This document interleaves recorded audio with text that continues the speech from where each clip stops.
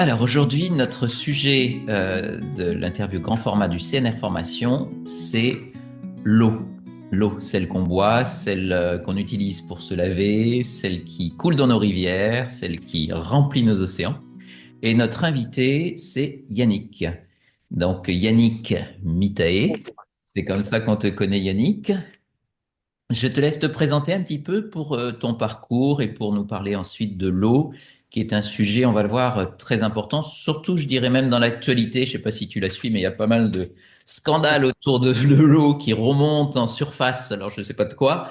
Bon, ça a toujours été un petit peu un enjeu économique très important, mais avant d'être un enjeu économique, c'est quelque chose de tellement important, de tellement essentiel dans notre vie. On va discuter ensemble de ce domaine-là. Ouais, tout à fait. Donc voilà, moi c'est Yannick. Mon parcours sur l'eau, il est un peu empirique, je dirais.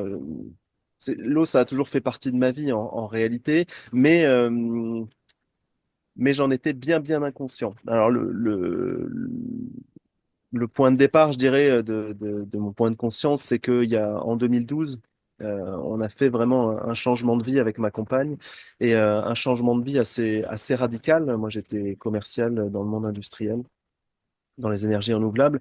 Et, euh, et à ce moment-là, en fait, on faisait déjà vachement attention, hein, avec mode à comment se soigner, qu'est-ce qu'on mangeait, euh, euh, à notre santé en règle générale. On était assez alternatifs, on était pro santé naturelle, je dirais. Et paradoxalement, au niveau de l'eau, on n'avait strictement aucune conscience.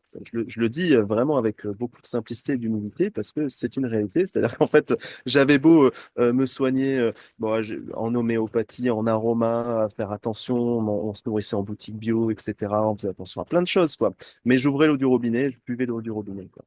Et si vous me posez de questions, j'achetais de temps en temps des bières, des sodas, comme, Ah, comme ne t'inquiète pas, Yannick, je pense que la plupart enfin, des auditeurs et des auditrices se reconnaîtront. Parce qu'en fait, souvent, moi, en consultation naturopathique, quand je demande est-ce que vous buvez, quand les gens boivent de l'eau, déjà, ils sont contents. C'est-à-dire qu'il y a cette notion, il faut boire, mais ouais, boire quoi? ouais, Euh, c'est une vraie question, ouais. Une vraie question, et avec cette espèce de fatalité que de toute façon, justement à cause de ce qu'on nous raconte et des manipulations autour des bouteilles d'eau en plastique ou qu'on trouve sur le marché, les gens reviennent à l'eau du robinet en pensant que finalement, elle est peut-être pas plus mal, et s'ils arrivent à boire leur petit litre, ils sont contents. Donc la conscience est très limitée, très limitée. Ouais, c'était ça, quoi. Et donc, en 2012, on a fait un gros point de bascule et on a décidé de partir vivre en roulotte avec des chevaux pendant 2 ans et demi. On avait 2 enfants jeunes à ce moment-là avec nous. Et ça, c'est une aventure qui a changé ma vie. Et c'est ma vraie première rencontre consciente avec l'eau, tout simplement parce qu'on n'avait plus d'eau courante dans notre quotidien et qu'ensuite, on avait 2 énormes chevaux à qui il fallait donner de l'eau tous les jours et ils buvaient entre 100 et 200 litres d'eau par jour. Ah Et oui. donc, et ouais. Et ça, nous, on buvait 30, on consommait 30 litres pas, pour nous quatre, en fait, ce qui était relativement peu. Mais finalement, il fallait trouver entre 130 et 230 litres d'eau par jour, un peu à l'ancienne, quoi. C'est-à-dire que moi, je jetais un seau dans une rivière, je le portais, je le transportais, je touchais l'eau. Et là, je me suis rendu compte que finalement, bah, en fait, l'eau, c'était quand même vachement important, plus que pas mal d'autres choses. Et puis à ce moment-là, j'ai fait une dissociation qui est induite par notre société, qui est la notion de potabilisation. Finalement, j'avais de l'eau potable sans savoir vraiment ce qu'était l'eau potable pour moi et ma famille, en fait, pour nous, et j'avais de l'eau pour mes animaux. C'était pas la même chose, en fait. Il y en a un, je la prenais dans les rivières, dans les ruisseaux, et puis l'autre, je la prenais dans les robinets, chez les gens, voilà, là où on pouvait trouver. Et pendant ces 2 ans et demi-là, où on a voyagé, il s'est passé pas mal de choses, mais il y avait vraiment cette notion où on est revenu au plus près des éléments et finalement, l'eau en a fait partie. L'eau, le mouvement, le déplacement, toute une autre conscience aussi qui est arrivée au niveau plus spirituel, bien sûr, mais quand même pas plus que ça, c'est-à-dire que ça a éveillé énormément de questions sans avoir aucune réponse. Et en même temps, je suis vraiment rentré sur un aspect physique de l'eau, quelque chose qu'on a oublié et finalement, tous les peuples premiers ancestraux qui ont vraiment cette conscience de l'eau, ils en parleront en fait. Aller à la source, aller à la jarre, aller et porter l'eau et la ramener, c'est déjà avoir une forte conscience de l'eau et avoir une conscience également de de ce qu'elle nous amène. Ça amène vraiment la vie, l'eau. Et ça, on a tendance à l'oublier parce que finalement, on ouvre le robinet, on boit un peu et Eh puis oui, c'est voilà ce que tout. j'allais te dire. C'est un petit peu la facilité. C'est comme quand on dit, si on ne se rend pas compte, parce qu'on parle de l'eau, on peut aussi parler de l'air. On est dans les grands fondamentaux ou de la terre. Quand on voit des films, pour pas les citer, comme Waterworld, tu sais, où il n'y a plus du tout de terre et où la poignée de terre devient un trésor. On pourrait imaginer peut-être qu'un jour, l'eau sera un trésor et qu'il n'y aura que de la terre ou je ne sais pas trop quoi. C'est vrai qu'il y a une espèce d'inconscience à cause de la facilité qu'on va pas retrouver alors chez les peuples premiers, mais aussi dans certaines régions du globe où eux, l'expérience de la roulotte n'est pas choisie, mais c'est un mode de vie. Enfin, ils n'ont pas le choix. C'est comme ça qu'ils vivent. Je pense aux gens du désert aussi. Il y a une vraie notion de cette importance de l'eau. Ouais, c'est un vrai, vrai gros point de départ. On en reparlera un peu plus tard hein, dans cette interview. Mais en fait, développer la conscience de l'eau, c'est pour moi aujourd'hui, après le cheminement et après avoir passé 15 ans autour de l'eau, un peu plus, 14 ans, mais c'est un vrai cheminement de dire que finalement, c'est la chose la plus importante. Finalement, tout ce dont on va parler après, pour moi, découle d'abord de la conscience de l'eau. C'est-à-dire que si on développe notre conscience de l'eau, de ce que c'est, de qu'est-ce qu'elle nous amène, de comment elle est, si à un moment on prend le temps de la regarder, de la vivre vraiment, naturellement, en fait, on va commencer à rentrer, parce que ça s'appelle l'intuition, ça s'appelle la connexion plus profonde, on peut l'appeler comme on veut, mais à décortiquer pas mal de choses. Et si et je suis en train de parler de mon parcours, et c'est aussi ce qui m'est arrivé, même si ma conclusion, c'est la conscience, qui me ramène finalement à ce premier point de départ, qui était la roulotte, où j'ai repris conscience de l'eau. Une conscience dans l'inconscience, une conscience dans la matière, dans l'aspect physique, mais finalement, on est quand même incarné en trois dimensions, dans quelque chose de physique et matériel, et l'eau, c'est quelque chose qui est très physique et très matériel aussi, mais pas que. Quand tu dis, Yannick, que l'eau est matérielle, tu peux peut-être nous rappeler, enfin rappeler à ceux qui nous écoutent aussi la place que prend l'eau sur la planète ou dans un corps humain, parce que c'est quand même assez stupéfiant et je crois que on le voit au moment des incinérations, ce qui reste de nous, et C'est pas grand. encore, il doit rester encore un peu d'eau. Je me souviens d'une conférence que tu avais fait pour nos élèves lors d'une université d'été, tu te souviens, hein, ça, je pense que c'était un point important pour toi aussi. Ouais. Tu nous avais expliqué la quantité d'eau, tu peux nous rappeler les pourcentages Ouais, en fait, c'est historiquement, quand on dit la quantité d'eau dans le corps, les gens vont répondre spontanément 65, 70, 75, 80% d'eau. On est constitué d'eau, on est constitué d'eau. Et alors, cette valeur-là, elle est en masse parce qu'on a des organes qui sont lourds aussi derrière. Mais si on le met en nombre de molécules, et en fait, l'important, c'est les molécules, hein, c'est pas la masse, en fait. Si on le met en nombre de molécules, et ça, c'est le professeur Marc-Henri qui l'a déterminé sur ses travaux, si on le met en nombre de molécules, l'eau dans le corps représente 99% des molécules. D'accord. C'est-à-dire qu'il faut déplacer, et ouais, il faut déplacer 99 molécules remplies d'eau pour en trouver une qui n'en a pas. Et en fait, le 1% qui reste pèse 25% en termes de masse. Ah oui, Euh, mais on a bien 99% de nos molécules qui sont aqueuses. Et ça, en fait, c'est un peu une révolution à comprendre. C'est-à-dire que là, on se dit, oui, je suis de l'eau, c'est très théorique. Non, non, on est intégralement de l'eau, en fait. Sans eau, on ne fait rien. De la même manière, qu'au niveau de la planète, ça, on ne le sait pas, mais même dans le désert, en fait, même partout, il y a de l'eau, en fait. Pourquoi? Parce que même dans les zones arides, etc., en fait, il y a toujours de l'eau. Alors, il y en a beaucoup moins, on est à 20-25% de taux d'humidité, mais il y a toujours de l'eau. Sans eau, il ne se passe rien, en fait. C'est mécanique, hein, partout, en fait.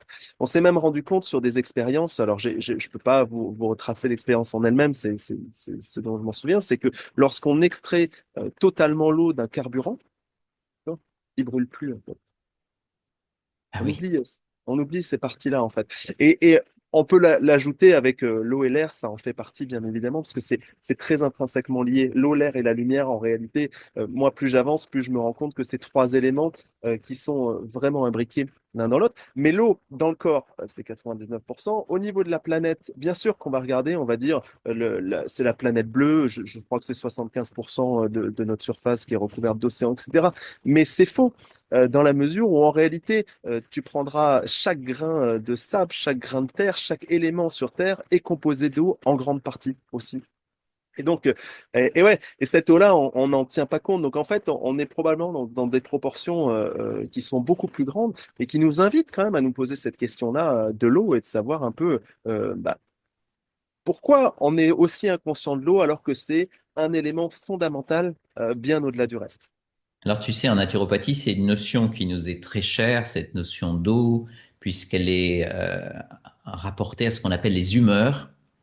D'ailleurs, ça fait de nous souvent ce qu'on appelle les humoristes, les naturopathes. Hygiénistes, humoristes, pourquoi ça veut dire qu'on s'occupe des humeurs? C'est-à-dire de toutes les parties liquides. On parle de la lymphe, on parle du sang, on parle des marécages cellulaires, on parle. Moi, j'aime bien parler des rizières, tu connais ma connexion avec l'Asie. Et je trouve en fait que nos cellules sont comme des brins de riz qui sont plantés dans l'eau. Et en fait, cette eau est fondamentale par rapport à sa pureté, puisque c'est de sa pureté que va dépendre notre santé. Je pense qu'on y reviendra un petit peu dans un deuxième volet. Mais c'est vraiment je dirais, notre lieu de travail, ce qu'on appelle le terrain. Et le terrain est tout. Hein, c'est vraiment, on s'appuie là-dessus, notre terrain est tout. Et ce terrain est constitué de 99% d'eau. Donc, tu vois, quand je vais enseigner ça à mes élèves naturopathes, on a 99% d'une matière à protéger, pas seulement à drainer, à, dont il faut prendre conscience. Hein, je pense que Il y a un élément aussi hyper important, c'est que quand je dis que 99% de nos molécules, c'est de l'eau, euh, c'est que cette eau-là, c'est quand même pas la même eau que l'on boit non plus, en fait, hein. C'est une eau qui est hautement structurée, qui est très particulière. Nos eaux corporelles sont extrêmement puissante, je dirais, et on a vraiment une importance, nous, à pouvoir trouver une eau qui est le plus en adéquation avec ce qu'on va appeler la biocompatibilité, c'est-à-dire avec la compatibilité corporelle, parce que sinon, en fait, c'est le corps qui fait la mise à niveau, et pour faire cette mise à niveau-là, il prend énormément, énormément d'énergie. Et Hmm. ça, en fait, tu parlais du terrain, justement, ça y joue, c'est-à-dire que euh, on peut boire n'importe quoi. Faut bien le dire, en fait, on peut boire n'importe quoi. Notre corps, c'est une machine extraordinaire. Et le mot de terme machine est un peu réducteur d'ailleurs. En fait, c'est un outil extraordinairement puissant, extraordinairement efficient en termes de consommation d'énergie et autres, qui a la capacité, en fait, de tout mettre à niveau pour ses besoins. Ça, c'est fondamental. Donc, l'eau n'y échappe pas, surtout, comme on vient de le dire, qu'on vit dans un milieu aqueux permanent. Par contre, on va très vite rencontrer des limites et des limites qui vont être sur la durée, c'est-à-dire qu'on peut boire n'importe quoi, mais on peut peut-être pas boire n'importe quoi très longtemps. C'est bon. Ça, c'est une Ouais. certitude. Ouais. Alors, je vais te poser une question. Je crois que tu es ingénieur de formation à la base. Une question difficile. Hein, l'eau, c'est quoi au niveau chimique? C'est c'est hyper intéressant. Moi, je dirais que, en fait, dans l'absolu, on va difficilement en savoir quelque chose de l'eau pour une raison simple et essentielle, c'est que pour pouvoir l'étudier, on doit la sortir un peu de son milieu à un moment donné. Soit on rentre dans des éléments qui sont macroscopiques, soit bon, alors bien sûr qu'on sait des choses, bien évidemment, tout le monde va connaître la partie H2O et la molécule d'hydrogène et la molécule d'oxygène. La seule chose, c'est que et c'est le professeur Marc-Henri, il a mis en lumière pas mal de choses là-dessus et son travail est extraordinaire. Il nous a quittés il y a peu de temps, mais j'encourage tout un chacun à lire ces différents ouvrages qu'il a écrits parce que c'est très bien expliqué. C'était un chercheur technicien hors pair à ce niveau-là et c'est vrai qu'il nous a laissé des écrits incroyables. Mais le fait que on a des modes de communication et d'interaction un peu particuliers sur l'eau. La première chose qui nous pose problème quand on parle d'eau, c'est la notion d'échelle. La notion d'échelle, elle est complexe parce que finalement, une molécule d'eau, c'est tellement petit qu'on n'a pas vraiment de notion de à quoi ça correspond. Donc, quand on voit un verre d'eau, je sais pas si ça va apparaître, là, moi j'ai un verre d'eau avec de l'eau là-dedans. En fait, on n'a pas notion de la quantité de molécules d'eau qui sont ici. C'est des volumes incroyables, puisque dans euh, environ 18 grammes d'eau, donc une cuillère d'eau, hein, Oui. d'accord, il y a pour faire un schématiquement, hein, il y a autant de molécules d'eau qu'il y a d'étoiles dans l'univers. Donc là, et ouais, Ah là, on oui. parle, on parle de rien, en fait. Et on parle de 18 grammes d'eau, c'est-à-dire vraiment rien. Donc, tu imagines, là, j'ai Il y a 30. plusieurs univers. Ouais, il y a plusieurs univers entiers. Et en fait, nous, comme on ne le voit pas, on a l'impression que l'eau, c'est de l'eau, qu'on la boit, c'est comme ça, elle est un peu trouble, elle l'est pas. Et ce qu'il est important de comprendre, c'est que, bien sûr qu'on peut parler de la physique, de la chimie, etc., mais en fait, ça a peu d'importance. Ce qui est important, c'est comment ça fonctionne. C'est-à-dire que la molécule d'eau ne fonctionne pas seule, elle fonctionne dans un ensemble. C'est-à-dire, et c'est ça qu'on va appeler les champs de cohérence. On Mhm. parle aussi de dynamisation derrière, de structuration de l'eau. C'est-à-dire que l'eau, toutes les molécules d'eau, elles vont se donner la main, d'accord, les unes avec les autres, et elles vont former un ensemble, ce qu'on peut appeler des clusters d'eau. Et cet ensemble-là, c'est lui qui est hyper important parce que il va emmagasiner une certaine information il a une dynamique avec une information et ça va donner une direction, en fait, tout simplement. Et ça, en fait, encore une fois, on se rend compte sur un verre d'eau comme celui-là, la quantité qu'il y a derrière, la quantité de clusters qui vont se mettre, et c'est 10 millièmes de micron.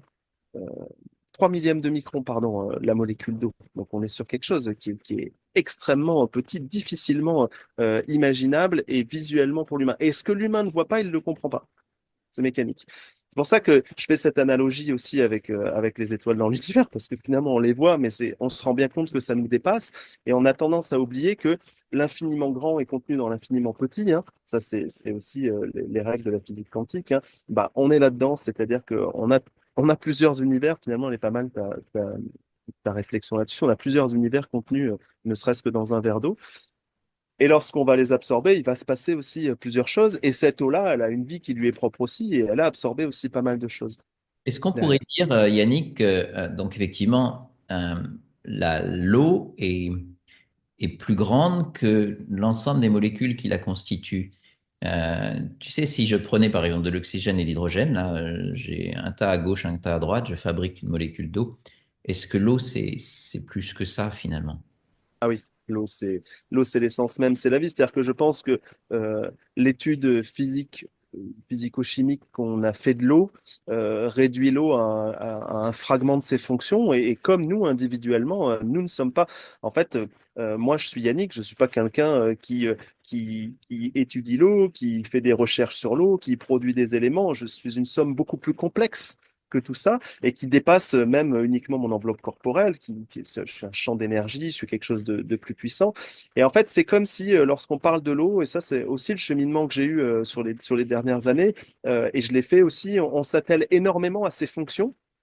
On a parlé un petit peu du corps humain, on peut en parler d'autres, on peut parler de l'eau et des cultures, parce que l'eau est présente partout, donc de toute façon. Et en fait, très souvent, lorsqu'on rentre dans le champ de la conscience de l'eau, principalement, on s'y dirige sur ses fonctions, qu'elles soient corporelles, d'hydratation, de santé, qu'elles soient de transmission d'informations, d'énergie en tant que telle, etc.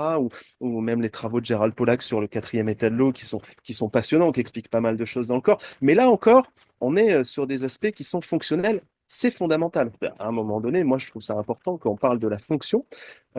Mais on a eu tendance à réduire l'eau à des fonctions qu'on recherche. Et tous les chercheurs, et c'est génial, en fait, ils font une recherche à un moment qui part sur un postulat et ils vont découvrir des choses autour de l'eau. Mais pour moi, c'est comme s'ils s'attelaient principalement à des fonctionnalités de l'eau. Et à un moment donné, c'est quand même important de pouvoir prendre du recul et de regarder et d'écouter l'eau un petit peu. C'est ce que j'ai fait à travers différentes Et, expériences. Ouais. et tu vois, je te posais cette question parce que quand tu te décris, tu me dis effectivement, je ne suis pas que ce que je suis dans ma fonction de recherche, je ne suis pas qu'un foie à côté d'un intestin, je ne suis pas que Yannick, je suis aussi ma lumière. J'avais envie de te dire, est-ce que tu n'es pas aussi Yannick, père, compagnon, ami? Euh, Mhm. et du coup, c'est eau, et je crois que c'est ce que j'avais commencé à percevoir dans une de tes conférences, c'est que l'eau, les molécules d'eau existent en tant qu'eau lorsqu'elles sont avec leurs copines. En Et là, il y a interaction. une entité qui arrive, un peu comme nous les humains, on a tendance à croire que notre réalisation, c'est notre réalisation personnelle, alors qu'en fait, c'est impossible. On n'existe pas que par rapport à l'entremise de l'ensemble de cette espèce comme un morceau de puzzle, en fait, qui fait que on est des humains dans toute notre splendeur, hein. On va retrouver ça chez les Amérindiens, le Metacoyayasi, nous sommes tous unis. En fait, ces molécules d'eau ne deviennent de l'eau que lorsqu'elles sont ensemble. Ouais. Ouais, elles sont ensemble et elles vont former un ensemble et un ensemble qui est comme nous hein, d'ailleurs, hein, qui est quand même interrelié, c'est-à-dire que euh, finalement, on est sur quelque chose qu'on va retrouver dans les aspects religion ou autre, quelle qu'elle soit, c'est que finalement, on est un, Dieu est en chacun de nous, et ça revient avec l'eau aussi, on est quelque chose, c'est-à-dire qu'elle forme un ensemble cohérent qui fait quelque chose, et pourtant, l'eau est un, c'est-à-dire que c'est l'eau. Et l'eau qui est présente dans mon verre d'eau, qui est présente dans le sol à côté, qui est présente dans la rivière, dans le lac et qui est présente dans mon corps, c'est la même chose. Alors, tu parles des dieux, Yannick. Est-ce que parce que je sais que tu es un grand voyageur, est-ce il y a d'autres voyages qui t'ont inspiré autour de l'eau? Ouais, ouais, après, quand en 2018-2019, on a décidé de faire un road trip un peu particulier et d'aller sur la terre des dieux en Grèce. Je le dis comme ça parce que c'était un peu ça, nous, notre voyage. Euh, on avait fait d'autres choses avant et on avait déjà cheminé pas mal, notamment par rapport à l'eau, à toutes les questions fondamentales, à la conscience de ce que c'est, y compris des appareils qui produisent de l'eau quel qu'il soit, en fait, moi j'avais commencé à mettre de la conscience dedans en me disant, tiens, c'est plus qu'un appareil, c'est un membre à part entière de notre famille, parce que ça produit la vie dont on est issu aussi. Et on est parti en Grèce. J'ai fabriqué à ce moment-là un système de potabilisation et dynamisation autonome un peu particulier, un peu hybride, en me disant que ça n'allait pas forcément marcher bien, mais bon, je l'ai fait quand même, on est parti. Et la particularité qu'on a eue en Grèce quand on est parti, c'est que nous, on était en 4x4, donc on allait vraiment dans des zones reculées, pas spécialement touristiques, et dans des endroits où les gens ne parlent pas anglais. Moi, je parle pas grec. Et quand on va en Grèce, comme on est sur un alphabet cyrillique, comme on est sur une langue qui est à l'opposé de ce que moi je connaissais, bah, finalement, on a eu très peu d'échanges, même si on en a eu avec les gens, on a réussi à s'entendre, à se parler, mais ça nous a obligés à l'introspection au milieu de la nature, souvent auprès d'un cours d'eau, puisque toute personne qui voyage avec pas grand-chose prend vite conscience que l'eau est un élément essentiel et qu'en fait, c'est pas pour rien que les villes étaient au bord de l'eau, que tous les développements se sont faits de toute civilisation autour d'un point d'eau.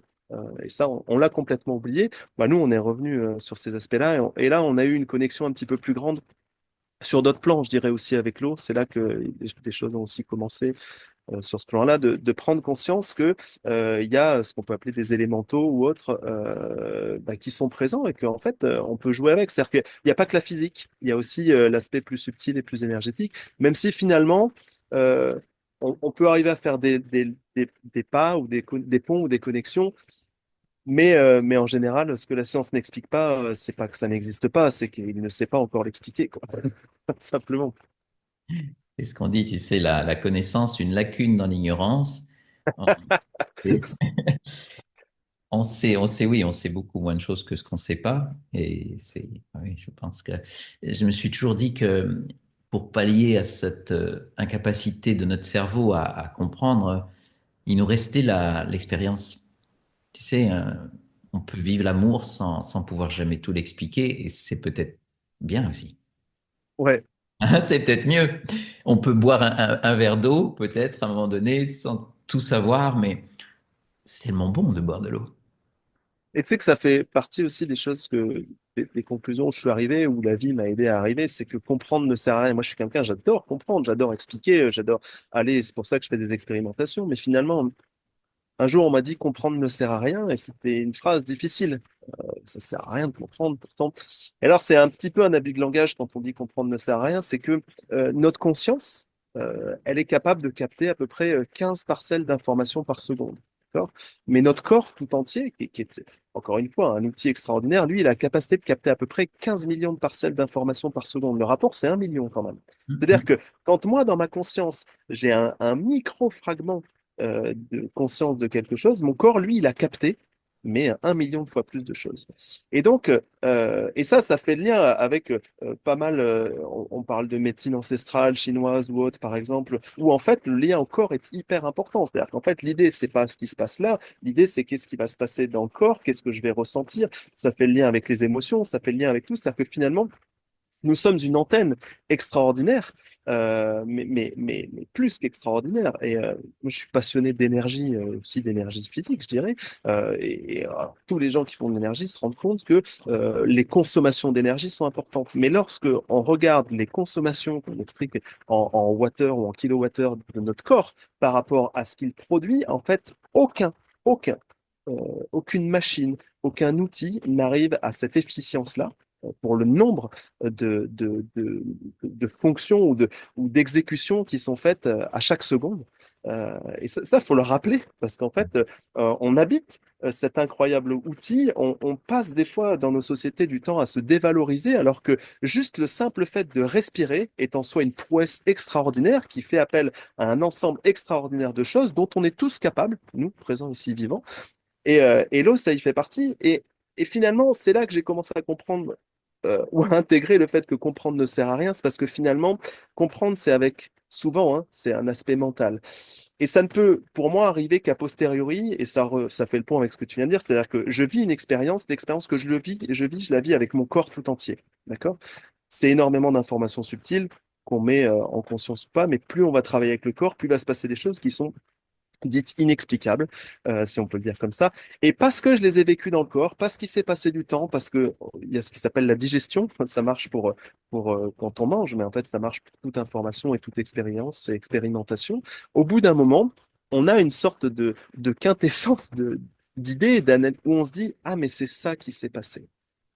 Ouais. Et ça, Donc c'est pour moi bien plus loin, bien plus tard. on est une antenne, donc plus qu'une antenne, parce que je pense qu'on émet également, émetteur-récepteur hein, de liquide finalement dans cet univers. Euh, Tu as une expérience, c'est si tu m'en avais parlé, bien sûr, tu nous l'as souvent partagé en bus, où t'as été en Grèce, c'était pas en bus, t'étais plutôt en bivouac, hein, enfin, Ouais. voilà. Et c'est quoi ton expérience par rapport à l'eau avec ce bus ou que tu... Tu parles du fait qu'à un moment donné, est-ce que je t'avais raconté sur le fait qu'à un moment donné, la fontaine, elle nous a parlé d'une certaine manière Oui, alors tu ou- avais une fontaine pour purifier ton eau, c'est ça? Ouais, on avait une fontaine. Ça, c'est arrivé dans le bus. L'idée, c'était de potabiliser l'eau parce que dans le voyage après la roulotte, on s'est dit que l'eau, c'était tellement important qu'il nous fallait cette liberté, cette autonomie-là. Donc est arrivé un appareil extraordinaire qui nous permettait de potabiliser et aussi de dynamiser et d'informer l'eau. Sauf qu'en fait, il n'y avait pas pour moi de conscience de plein de choses à ce moment-là. Et donc, c'était un appareil avec de la technique qu'il fallait faire. Et donc, j'avais assez peu de considération pour cet appareil-là. Je suis très honnête, hein, en fait, hein, juste, ça servait à potabiliser. C'est moi qui m'en occupais. Et donc, des fois, il y avait des bugs. Elle n'était pas tout à fait quand même créée pour vivre dans le contexte dans lequel on est. Mais l'énergie étant plus forte que tout s'adapte. Mais à cette époque-là, je ne savais pas. Et donc, on a eu différentes fuites, différents problèmes. Et une fois, ces modes, et chez moi, beaucoup de mes consciences, hein, je le dis aussi, sont venus de ma femme, qui a impulsé pas mal de choses sur un aspect aussi plus spirituel ou sur un autre plan, ou plus émotionnel aussi. Et un jour, elle m'a dit, tu sais, ça serait peut-être bien qu'on arrête de considérer cette fontaine comme un appareil, mais comme quelque chose qui produit la vie. Ça serait bien qu'on ait voilà, de la conscience. Et donc, à partir de ce moment-là, j'ai décidé d'intégrer cette fontaine comme un membre de la famille, quoi. Comme mes enfants, comme mes animaux, en fait, qui étaient là aussi autour de nous. Ça fait partie du clan, de la tribu. Et là, en fait, il a commencé à se passer des choses où ça a bien fonctionné, il n'y a plus de bugs. Donc, j'ai laissé ça faire ça. Et après ces intermèdes en bus là qu'on a passé, on s'est arrêté quelques mois où on louait une maison. Il y avait notre fontaine qui était là dans le, dans notre salon et on prépare le voyage en 4x4. Et à ce moment-là, ma femme me dit, qu'est-ce que tu comptes faire pour la fontaine? Et puis moi, je lui dis, bah, rien, on va pas la prendre, la fontaine, en fait. On la laisse là. Et elle me dit, bah non, on la prend. Et moi, je lui dis, écoute, on a déjà trois enfants, deux chats, un 4x4, on n'a pas un énorme véhicule, on peut pas la prendre, c'est comme ça. Donc, on a eu une petite bataille qui a duré pas très longtemps parce qu'on a été vraiment interrompu par cette fontaine qui marchait sans aucun problème, qui d'un seul coup s'est mis à fuir. Une fuite, mais vraiment très physique, quoi. Pas un truc qui soigne que tu découvres après, quoi. C'est comme un tuyau qui a lâché avec un petit jet comme ça. Donc, on s'interrompt 2 minutes en regardant ça. Et, et à ce moment-là, en fait, si je cherche à comprendre, bah, on comprend rien. Mais si je regarde la situation tout de suite, bon, bah, je comprends ou je ressens que bah, il faut qu'on parte avec la fontaine, quoi. Ma femme, elle a raison, la fontaine, elle veut. Donc, j'ai acheté une remorque. Et c'est là que j'ai fabriqué cette première station de potabilisation autonome. Euh, En me disant ça va être le chaos, quoi. Ça va vraiment être le chaos. Je l'ai fait parce que j'étais poussé par quelque chose qui disait, allez, il faut le réaliser, c'est l'eau, c'est la vie, c'est important. Et ça, en fait, non seulement elle n'a jamais aussi bien marché, on lui a fait faire, enfin, imaginez un road trip en 4x4 avec une remorque, ça se secoue vraiment, quoi. Et, Et pourtant, ça n'a jamais aussi bien fonctionné. On a une qualité d'eau incomparable n'importe où qu'on aille, n'importe où qu'on aille. En Pompée, dans les lacs, dans les rivières. J'ai fait de l'eau croupie. Enfin, tu vois, de l'eau, c'est de l'eau. Tu la prends, quoi, à un moment donné.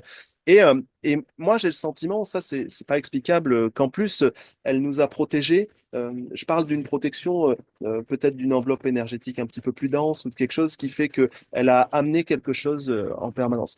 Et je crois que c'est de la communion. De conscience, et c'est là le pont entre la matière et le subtil. Et l'eau, c'est Jacques Collin qui le disait, elle se situe à cette frontière-là, entre le monde subtil et le monde de la matière. Elle est Mhm. vraiment entre les deux, c'est-à-dire qu'elle, elle est, quand on est entre les deux, c'est un peu faux, c'est-à-dire qu'elle, elle est dans les deux en même temps. Oui, oui, oui. Et en fait, rentrer en communion avec l'eau, c'est rentrer sur cet état-là, justement, où on va pouvoir être dans dans les intramondes, je sais pas, mais en tout cas, pouvoir nager dans le monde du subtil comme dans le monde de la matière, parce que l'eau, c'est un élément qui est dans les deux à la fois. Et je pense que pour l'appréhender un peu mieux, il faut arriver à intégrer ces deux parts d'elle. Eh oui, oui. Hmm. Donc, tu avais un appareil à filtrer. Tu peux nous parler un petit peu justement parce que les gens qui nous écoutent et qui s'intéressent à l'eau, bon, ils se disent, voilà, c'est bien tous ces voyages, ces expériences, mais nous, qu'est-ce qu'on met dans notre verre Exactement. et quelle importance, tu sais, c'est les grandes batailles. Est-ce que je dois prendre de l'eau en bouteille? Je reviens du pratico-pratique. Est-ce que je dois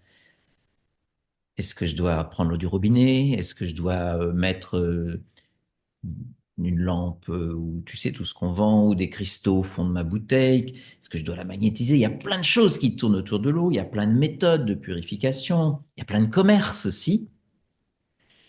Ouais. Les gens sont pas stupides. À un moment donné, ils se disent attends, c'est quoi? Qu'est-ce qu'on veut nous vendre? C'est mieux que ci, c'est mieux que ça. On nous fait peur. Après, on nous rassure avec des techniques. Alors, la conscience de l'eau, je pense que tout le monde l'a. Tout le monde l'a et va l'avoir un peu plus encore avec ce qu'on vient de partager, j'imagine, j'espère en tout cas. Et on en reparlera en fin d'interview par rapport à ce qui fait que l'eau, c'est pas que quelque chose qui est bon pour la santé. Ça serait trop bête, tu vois. C'est comme de dire aimer quelqu'un, vous aurez moins de cholestérol, quoi. Tu vois, c'est en gros, tu vois. Non, mais c'est vrai. On est tellement J'aime bien l'analogie. matérialiste que voilà, ayez des amis, vous serez pas dépressif. Tu es ami avec toi, ouais, c'est parce que j'ai une tendance dépressive, d'accord. Super. L'eau, c'est plus que ça, quoi. Ouais, ouais. Donc, sans aller jusque-là. Déjà, est-ce qu'il y a une eau qui serait moins mauvaise déjà, et comment faire pour avoir une eau qui serait ce qu'on appelle, bah oui, comme tu dis, potable. Euh, Ben, mais ouais, c'est comme d'avoir une relation potable. On va voir que c'est pas que Je vais, ça, je quoi, vais, je vais déjà. changer la notion, c'est-à-dire que la notion de potabilité, elle est administrative. Moi, j'aime à penser que je vais plutôt souhaiter avoir une eau santé, je dirais une eau Oui, biocompatible, une eau compatible avec mon organisme.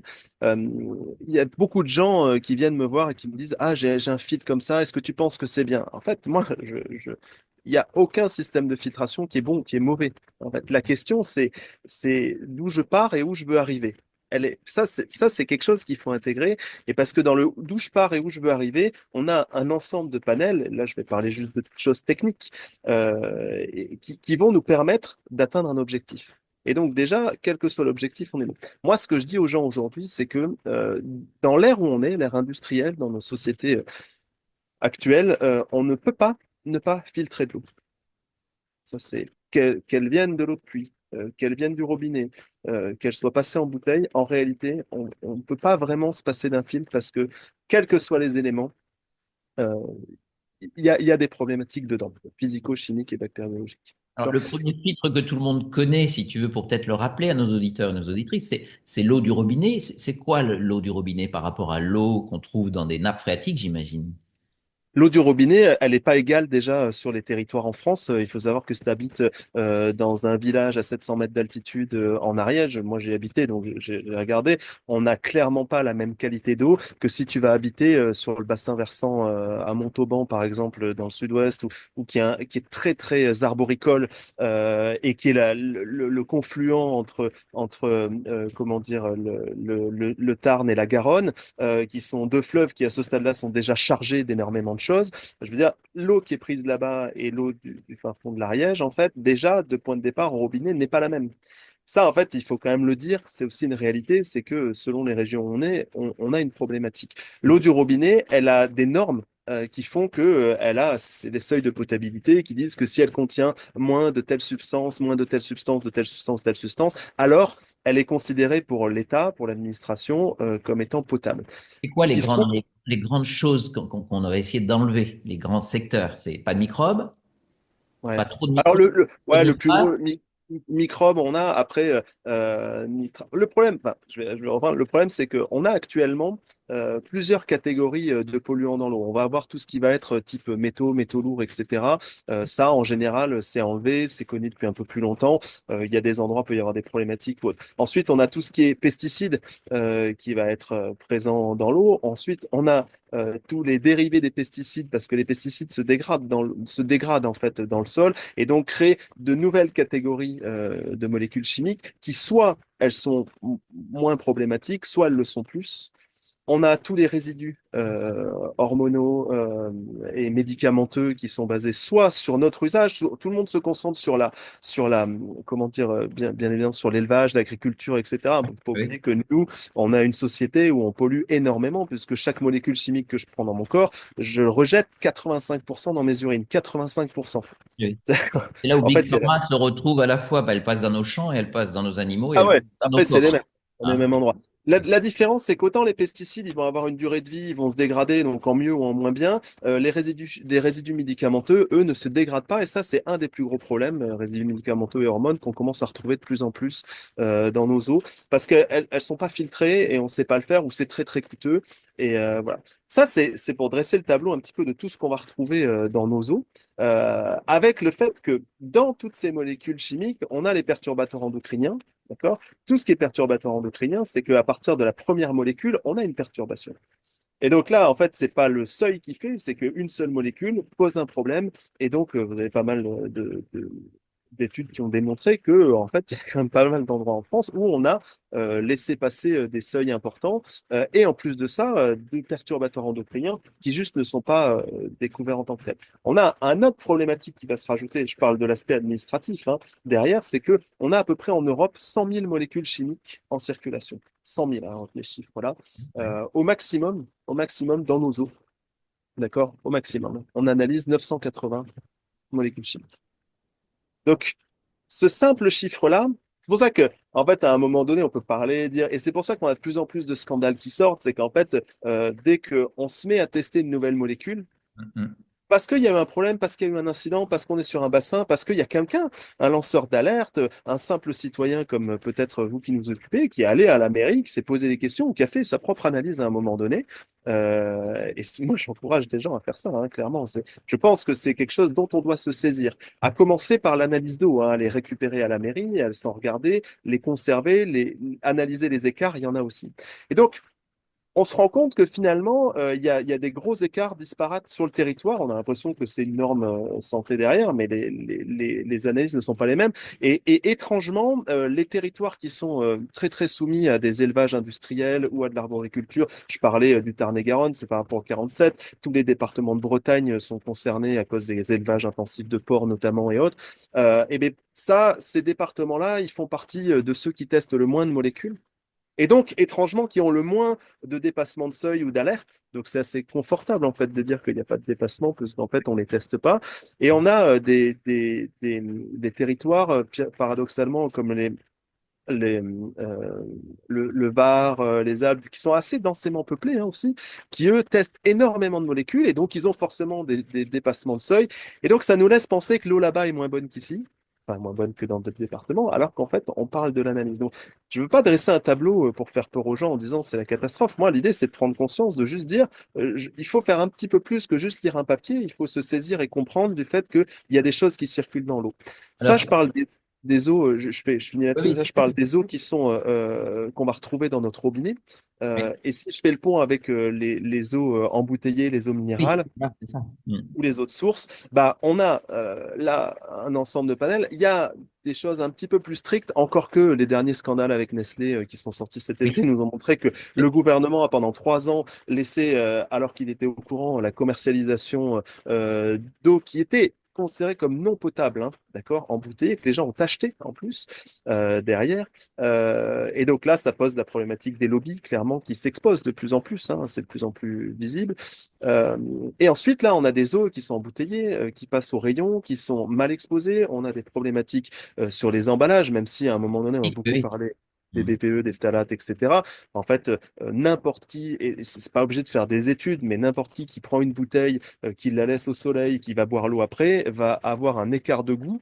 Cet écart de goût, ça s'appelle tout simplement les molécules qui sont rentrées dans l'eau, qu'on va boire dans le corps.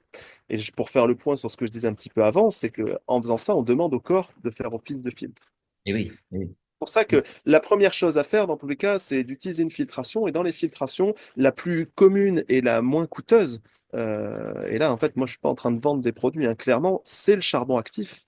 D'accord? Oui, Le oui. charbon actif. En gros, c'est pour juste pour remettre le cadre, hein, si, Ouais, ouais. ceux qui nous écoutent, c'est effectivement, euh, il y a souvent cette espèce de peur de passer à l'acte d'acheter une filtration supplémentaire parce que on a tous, on sait tous, pour ceux qui ont un peu de conscience de ce qu'ils mangent et du fait qu'on soit constitué de beaucoup d'eau, on a tous eu envie à un moment donné d'arrêter de boire l'eau du robinet en se disant bah, elle est potable, donc elle est politiquement correcte, hein, comme nos analyses de sang.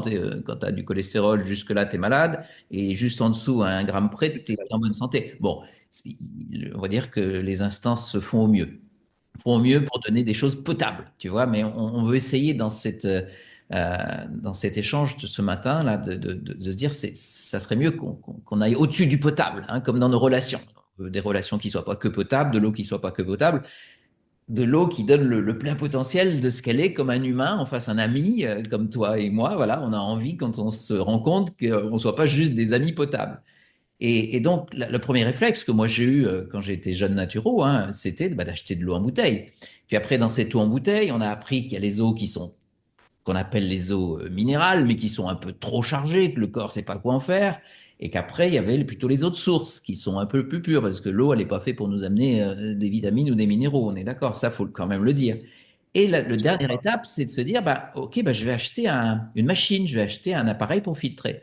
Et là, Et là, on y est. Et là, là, il Et y a un là, univers qui c'est pour s'ouvre. ça que je Hein. reprends le point de départ du principe, c'est de dire que toutes les filtrations ont un objectif. La question, c'est d'où je pars et où je veux arriver. C'est-à-dire que si je veux arriver à une eau qui est hautement santé et qui ne s'adressera pas forcément à tout le monde, parce qu'on n'est pas tous au même niveau de notre santé non plus, par exemple, bah là, il va falloir, on va en parler, aller sur des appareils qui font un ensemble de choses importantes, mais la première étape aujourd'hui, c'est si je dois acheter de l'eau en bouteille, de lire les étiquettes. Et là, souvent a été connu mon recours, Rosé de la Reine ou autre, parce que faiblement minéralisé. Mais en fait, si vous lisez les étiquettes, vous allez trouver, notamment, l'autre jour, j'étais à Super U, pas pour donner une marque, mais où finalement, ils ont une autre source qui est la même, c'est Montcalm en fait derrière, quoi, tu vois.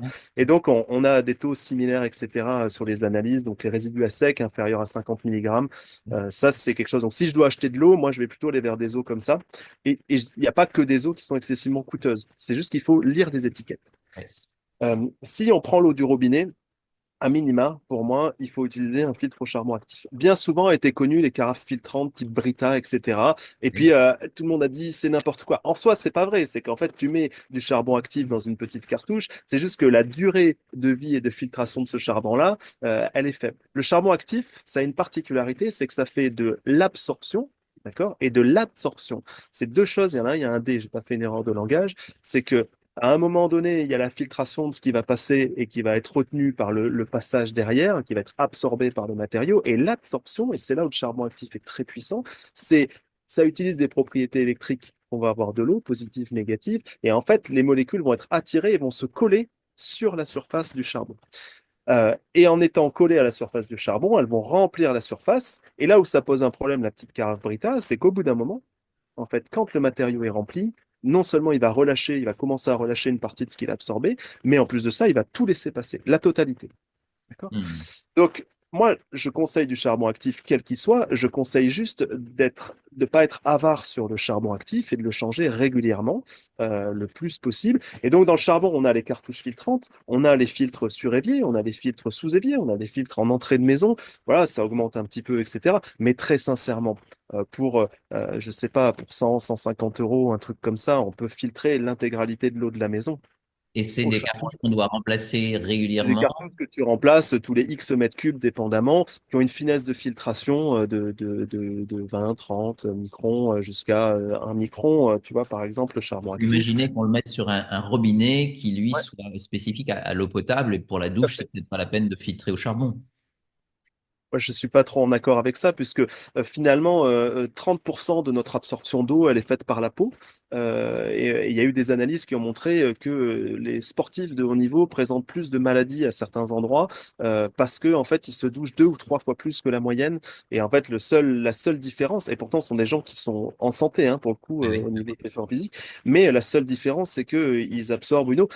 Donc, en fait, l'épiderme, il filtre, mais dans une certaine limite, quoi. Donc on prend aussi. Donc, moi, au contraire, Faire les deux l'analyse points. de leur savonnette quand même, hein. Comment. Je n'arrive pas à faire l'analyse de leur gel douche. Ouais, ah non, il y a un ensemble de paramètres, hein. Mais il n'y a pas que ça. Mais on sait qu'en fait, 30% de l'absorption de l'eau du corps, elle est faite aussi par la membrane, en fait, Oui, hein, mais par le. complètement, mais bien sûr, bah, bien Donc, sûr. moi, s'il y a 2 points, en fait, ça serait justement la douche et l'eau à Ah bon. boire, Ouais. minimum charbon actif. Donc ça, on est sur des filtrations très basiques. Après, on va rentrer un petit peu plus connu, type Berkey, tout ça, même si, attention, il y a des gros scandales aussi un peu partout, parce que le marketing, ça fait pas tout, hein, c'est toujours pareil. C'est 10 ans de marketing, ça pose un problème à un moment donné. Mais si on parle de la technique de filtration, quand on utilise des filtres à céramique, donc là, qui vont réduire un petit peu la taille de ce que ça filtre, la finesse de filtration, et qu'après on met en plus un charbon actif dedans, on a forcément quelque chose d'un petit peu supérieur à juste un filtre au charbon actif classique. Après, on a tout ce qui va être nano ou ultra filtration. Donc là, c'est juste qu'on réduit encore la finesse de filtration inférieur à 0,4 microns derrière. Donc, c'est-à-dire que tout ce qui est supérieur à 0,4 microns est arrêté de façon physique ou absorbé par le charbon, d'accord? Et après, bah, forcément, ce qui reste, c'est pas. Donc, ça élimine énormément de choses aussi, quand même, au fur et à mesure. Et après, on va arriver en termes de filtration la plus efficace, mais la plus violente aussi pour l'eau, à l'osmose inverse. L'osmose inverse qui, elle, va retenir toute la minéralité de l'eau, puisque c'est 10 millièmes de microns la filtration d'osmose inverse. La molécule d'eau étant plus grosse, sa particularité, c'est qu'elle est tellement puissante. Euh, on ne sépare pas une molécule d'eau. Les gens, des fois, ils croient que la molécule se défait, elle se refait après, mais ça s'appelle la fusion nucléaire. Bon. Exactement. C'est qu'en fait, c'est pour ça qu'on a une pompe qui va pousser la molécule d'eau à travers la membrane. L'eau va passer, mais pas le reste, parce que les restes n'ont pas la même force. Et donc là, on élimine 99% des puretés physico-chimico et bactériologiques. On élimine également la minéralité de l'eau. Et là, tu as dit quelque chose sur le fait que l'eau n'est pas là pour nous fournir en minéraux, en vitamines, etc. C'est une réalité. Par contre, il est important de savoir que pour son propre fonctionnement, là, on ne parle pas du corps humain ni rien, l'eau a besoin de minéraux.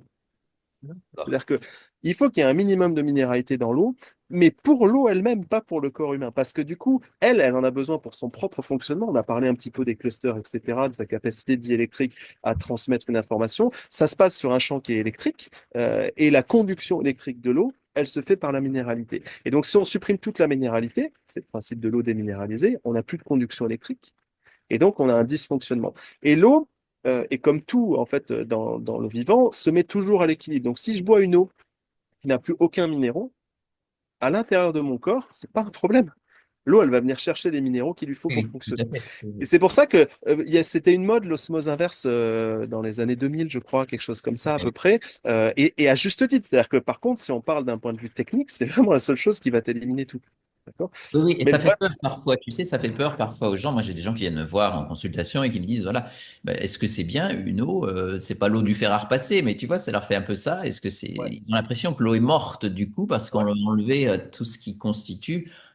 T'imagines une eau de source ou une eau de ruisseau que tu as envie de boire et que tu bois quand tu fais de la rando, quoi. Puis là, on te dit non, non, tu vas la mettre dans un tube d'osmose inverse et tu vas lui enlever tout ce qu'elle a dedans parce qu'il ouais. faut qu'elle soit la notion de pureté au sens de, bah, il reste que l'arête, quoi, tu vois, Et c'est... je vais rebondir sur ce que tu as dit, c'est les Je te gens, laisse ils disent, continuer, j'ai juste cherché mon chargeur pour pas que notre interview se... Je te laisse ah ouais. continuer.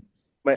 Donc, juste pour faire l'aparté, c'est le fait que à un moment donné, tu as dit l'eau était morte, mais en fait, l'eau, elle est déjà morte en arrivant dans le robinet. C'est-à-dire la manière dont elle va être, c'est un abus de langage, l'eau morte, hein, mais la manière dont elle va passer dans le circuit de distribution de l'eau, etc., fait de toute façon que on a une eau qui a déjà plus tout à fait ses propriétés derrière.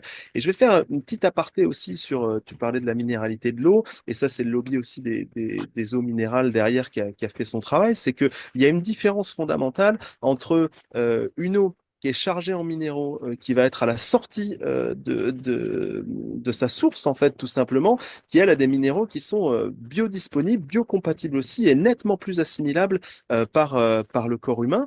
Et en fait, à partir du moment où on supprime cette structure-là, on se retrouve sur quelque chose où on a des minéraux qui sont non assimilables. Donc, c'est quand même toujours pas aussi simple que ça. En fait, là, on essaye de trouver des solutions qui sont les plus confortables. Mais si on parle de procédé de filtration, on va partir du simple procédé gravitationnaire au charbon actif jusqu'à arriver à l'osmose inverse. Et là, on parle de la filtration physico-chimique. La deuxième étape, ça va être ce qu'on va appeler la dynamisation de l'eau, c'est-à-dire à un moment donné, on va redonner le plus possible à l'eau de la structure et une capacité à avoir une biocompatibilité, d'accord? Donc ça, c'est le fait elle ait une sorte de fonctionnement qui est le plus sain possible, d'accord? Ça va être la dynamisation de l'eau, la restructuration de l'eau. L'élément le plus facile qu'on va retrouver dans la nature partout, c'est le vortex, en fait, hein. Oui, Le c'est le vortex, mouvement qu'on voit, voilà, qui tourne. mouvement tourbillonnaire en fait qu'on retrouve partout, partout, partout, partout dans la nature. Moi, c'est un mouvement qui me passionne et qui va permettre de redonner un potentiel dynamique à l'eau, d'accord? Et il y a d'autres procédés basés sur ce que faisait Marcel Violet, les procédés d'une société qui s'appelle comme Aquadine aussi, qui ont développé, et d'autres aussi. Il y a pas mal de choses. Mais là, on parle bien de la capacité à redonner de la structure à l'eau. Et une fois qu'on a redonné de la structure à l'eau, là, on peut parler de l'information. Alors, L'information, ouais. sans aller peut-être, on va faire une petite pause par rapport, parce que tu vas très vite et je pense que moi je cours derrière, mais j'imagine ceux qui débarquent, ça doit être encore plus compliqué par rapport à toutes ces opérations successives qu'on peut faire. Alors, subir à l'eau, oui, on pourrait le dire, c'est pas un mot qui est très joli, en tout cas, inviter l'eau à se remettre en état parce qu'elle a été maltraitée, hein. Ouais. Donc, je dirais à l'accompagner dans une forme de remise en forme de ce qu'elle est. Euh, je ne peux pas m'empêcher de penser à Jacques Antonin, un ami que tu connais bien et qui, lui, m'a montré comment il fait. Il prend ses bouteilles d'eau, il les met à l'envers, alors elles sont pas pleines, et puis il tourne comme ça, puis il fait des vortex. Je trouve Ouais, ça ouais. tellement simple et tellement beau, hein. Dans une belle bouteille en verre, c'est encore mieux. Euh, et on trouve des procédés d'ailleurs qui sont faits à travers des systèmes en verre où on va recréer des vortex. Je pense que tu nous en parleras tout à l'heure. Et je trouve ça tellement accessible aussi de se dire, voilà, je vais faire des choses. Tu sais, moi, les premiers filtres à eau, tu sais que je fais de l'humanitaire en Thaïlande, et je me souviens quand je débarquais là-bas, bah, l'eau potable, il n'y en avait pratiquement pas. Et les gars, ils faisaient donc venir de l'eau de la rizière, enfin de la rivière, sur des filtres, ils mettaient du charbon.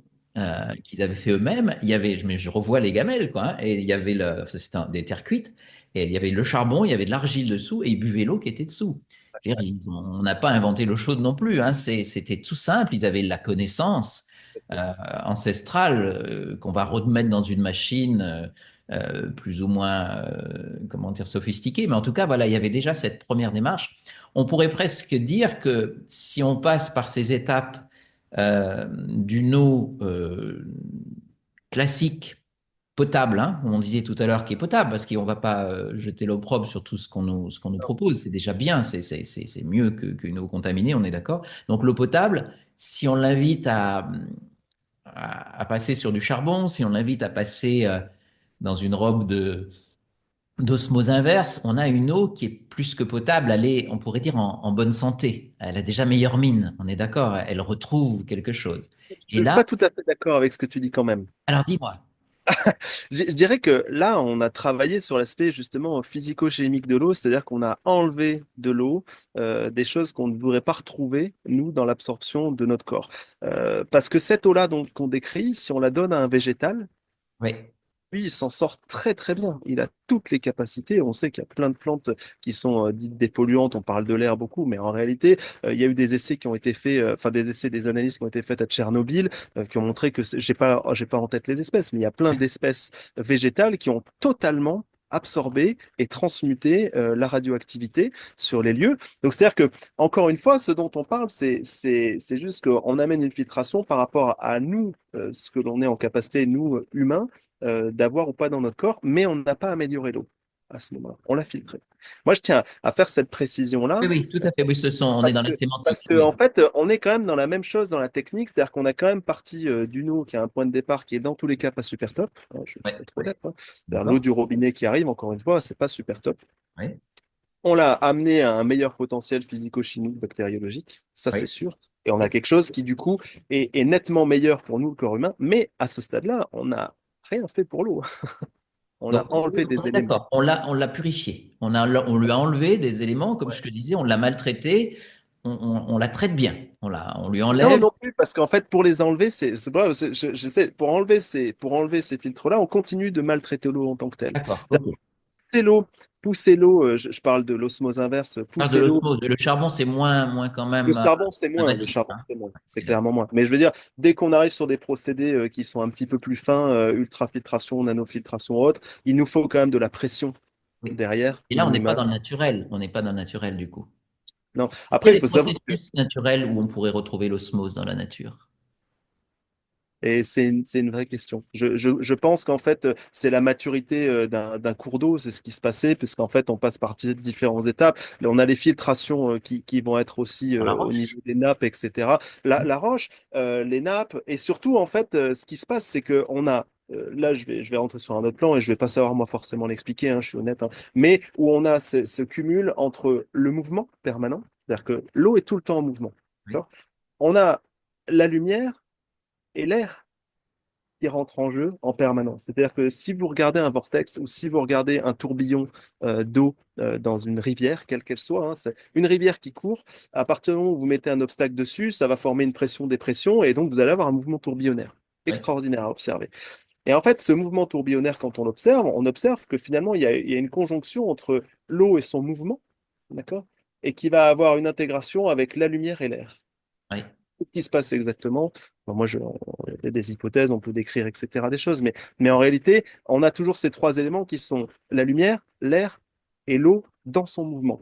Et l'eau, c'est quelque chose qui est fait pour être toujours en mouvement. Et le simple fait que nous, nos eaux de réseau, quelles qu'elles soient, elles sont plus jamais en mouvement, en fait, hein. En réalité, elles sont mises sous pression dans un château d'eau et elles courent dans une canalisation, mais elles ont été stockées. Et c'est le même problème qu'on a sur une piscine. Une piscine, on stocke de l'eau, à un moment, elle se dégrade, cette Oui. eau-là, et en fait, ça ne nous va pas, on n'est pas conscient. Parce qu'elle rentre dans un processus qui est pas un processus de la vie, en fait, hein, Oui, c'est qui la est un stagnation. processus de la destruction au sens du changement d'état. Alors nous, ce que l'on veut, c'est retrouver un processus qui est plutôt vivant Oui. derrière, de biocompatibilité, donc il faut ramener de la vie dans l'eau. On ramène de la vie dans l'eau par le mouvement, on parlait du vortex, on ramène de la vie parce qu'à un moment donné, tous les procédés qui sont basés sur des aspects électriques, comme le procédé de Marcel Violet ou comme le procédé d'Aquadine ou autre, où à un moment donné, on va envoyer un courant de fréquence dans l'eau. Et ce qu'on se rend compte, c'est qu'au moment où ça rentre en contact avec l'eau, ça crée des micro-vortex, du mouvement. D'accord. Euh, et ensuite, le fait est que même lorsque tu parlais de ce que faisait Jacques Antonin, on est sur des choses qui ont une durée relativement instantanée. Et Oui. c'est pour ça qu'avant, on avait un cours d'eau, on allait boire de l'eau à la cours d'eau ou à la source qui sortait. En fait, on la boit au moment où elle est en mouvement. Mais cette eau-là, on la prend dans une bouteille, on la met. Sa durée de vie, ou en tout cas les capacités qu'elles vont avoir entre la sortie et de la consommer quelques semaines après, c'est plus les mêmes. Et donc, derrière, en fait, on peut enlever des éléments sur la filtration. Ce qui est important, c'est de ramener du mouvement, avec le vortex aussi derrière. Et le Oui. vortex, lui, il va ramener son potentiel dynamique, sa capacité structurelle à former des clusters les plus grands possibles. Et en fait, finalement, sa capacité à absorber une information et la redistribuer sans perte ni sans modification. C'est-à-dire que c'est un peu la différence entre le téléphone arabe où je te dis une info, puis à chaque fois qu'on va le passer différentes personnes, on va perdre de l'information, mais au final, il y a une information au départ et à l'arrivée qui peut être proche, qui a perdu de l'information. Et en fait, plus on va avoir une eau qui a une capacité structurelle forte, sa capacité dynamique ou structurelle, plus lorsqu'on va lui donner une information, et il y en a toujours une en fait, hein, on n'a pas le choix en fait, hein. euh, elle va être capable de prendre cette information et de la revéhiculer de la façon la plus pure, la plus rapide, direct possible. Alors, Et c'est là où on rentre sur le potentiel biocompatible de l'eau. ouais. Sans aller jusque sur l'information, je voudrais vraiment garder ça comme la cerise sur le gâteau parce que c'est très important, c'est un chapitre important. Euh, Est-ce que toi, tu serais pour, après justement les phénomènes donc de filtre à charbon, osmose inverse, redonner une minéralité, redonner quelque chose à cette eau pour lui permettre de retrouver cette capacité de véhiculer l'information, c'est-à-dire d'avoir des espèces d'aides de petits soldats à l'intérieur ou de micro-antennes. Du coup, c'est plus juste une eau pure au sens chimique, biochimique du terme. Elle reprend ses capacités. Nous, en naturopathie, tu sais, effectivement, on propose plutôt de l'eau la plus pure possible, mais on y va avec nos minéraux, avec nos jus de Ouais. légumes crus, avec tout ce que. Voilà. Mais toi, qu'est-ce que Plutôt, tu conseillerais de rajouter? Tu sais, on connaît l'eau de mer, par exemple, le plasma marin, on connaît. ça fait partie des expérimentations que je mène moi depuis un an et demi, et j'ai encore une année enfin, de recherche, de modeste recherche à mon échelle, hein. Moi, je reste un petit indépendant, un peu comme un petit artisan, mais où en fait, justement, j'ai eu cette envie de travailler sur la reminéralité de l'eau après osmose avec le plasma marin de Quinton. Mais là aussi, ce que je me rends compte, c'est que euh, euh, finalement, tu sais, c'est un peu la différence entre comment dire, une huile essentielle et une tisane, tu vois, et on est sur quelque chose de surpuissant ou de la tisane, c'est un peu moins, mais la tisane, en fait, elle a quand même de la puissance, en fait. Et d'ailleurs, Mhm. il y a des peuples premiers ou autres, d'ailleurs, mais qui sont très sensibles à tout ça et qui vont te dire que, en fait, quelques gouttes d'une tisane, c'est vachement puissant et peut-être plus puissant même qu'une huile essentielle. Mais ce que je suis en train de me rendre compte, c'est que lorsqu'on met du plasma marin de Quinton dans l'eau dans des proportions qui sont faibles, hein, on parle de, de 1 pour 400, 1 pour 1000, bah, tu vois, on est sur quelque chose qui va ramener allez, 10, 15 particules par million de minéraux dans l'eau. Bah, en fait, ça va amener quand même de la puissance dans l'eau. Et ma question est de savoir, c'est est-ce que vraiment on aurait besoin de cette information ultra puissante en permanence ou non? Je suis pas certain. Donc, il y a des filtres qui reminéralisent dans tous les cas, dans le fait que ça ramène un minimum de choses. Mais encore une fois, il faut pas s'attacher trop à cette reminéralisation en tant que telle, je dirais, parce que c'est pas pour nous. Là, les gens, ils le vendent, hein. Tous les vendeurs d'osmose, ils vendent de la reminéralisation comme si c'était Oui, oui, important oui, pour tout à fait. toi. Et puis, c'est souvent très aléatoire, hein. Voilà, moi, ce que je veux dire, c'est important qu'à l'issue de ton osmose, on ait une eau qui est, voilà, qui est entre 15 et 25, 30 particules par million de minéralité à l'intérieur. Mais par contre, ce qu'il y a dedans, je dis pas qu'on s'en fout, faut pas que ce soit non plus nocif, mais faut pas trop s'attacher à ça. C'est un peu du marketing, puisque finalement, on sait que c'est pas ça que le corps va prendre, et on sait que ça, on le donne non pas pour soi, mais pour l'eau. Ça, c'est important aussi. C'est un peu le don à l'élément de l'eau, quoi. Après, moi, chez moi, je rebalance en fait à la seringue du plasma marin de Quinto dans mon bidon.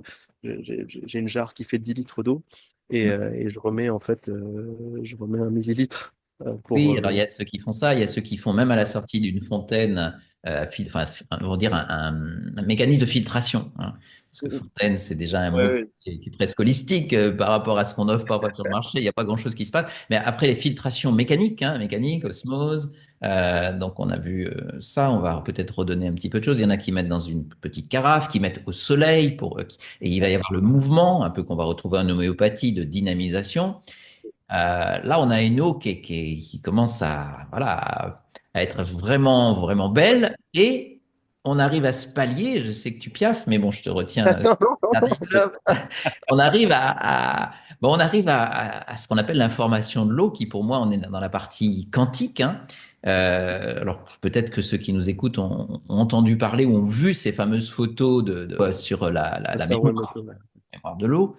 ouais. Moi, j'ai lu son petit livre qui était facile à lire, mais qui est fantastique, qui nous interpelle sur le fait que ben, l'eau, elle a de la mémoire, quoi. T'imagines? Alors, c'est pas juste un espèce de liquide qui sert à passer la serpillière, à boire et à faire notre douche. Elle aurait en plus de la mémoire. Ouais. Cette mémoire, elle s'en va pas comme ça. Tu peux passer dans les filtres et tout, hein.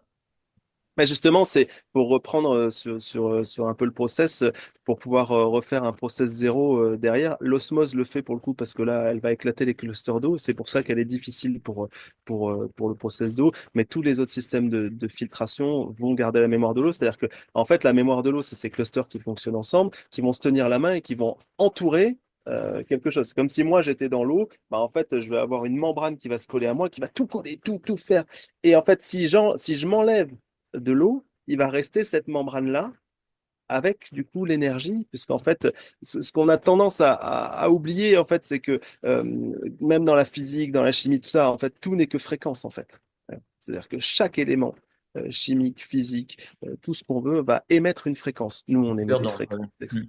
Donc, lorsqu'on a un polluant dans l'eau, d'accord, il émet une fréquence, il va être entouré d'un cluster d'eau qui va faire comme une fine membrane. La fréquence va continuer à être émise à l'intérieur, puisqu'en fait, ça prend une forme et la forme est une fréquence. Et lorsqu'on va enlever la forme, la filtration physique, hein, il va Oui, rester l'enveloppe qui va oui, continuer à émettre la fréquence. Donc là, on est sur l'aspect polluant, mais en fait, c'est aussi ce qui reste après. Le plus connu de la mémoire de l'eau, c'est l'homéopathie. En oui. fait, l'homéopathie, c'est une haute dilution. Et ça a été les premiers travaux de Jacques Benveniste aussi derrière. C'est par là qu'il est arrivé à la mémoire de l'eau, en fait, hein. C'est l'homéopathie parce que finalement, en homéopathie, on fait une telle dilution que physiquement, l'élément premier n'existe plus, mais il reste l'information. Hmm.